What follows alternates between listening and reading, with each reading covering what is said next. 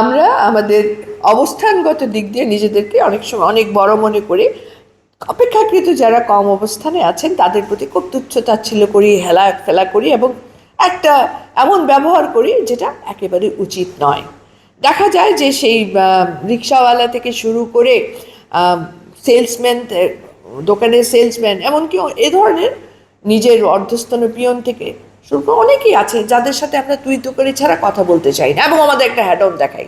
কিন্তু আমাদের মনে রাখতে হবে, ইয়েস, আজকে হয়তো বা ক্ষমতা বা অর্থের জন্য আমরা একটু উচ্চ অবস্থানে আছি, কিন্তু সৃষ্টিকর্তা আমাদের সবাইকে একই মডেলে তৈরি করেছেন। প্রত্যেকের ভিতরে মডেল কিন্তু এক, প্রত্যেকের শরীর কাটলে কিন্তু লাল রঙের রক্তই বের হয়।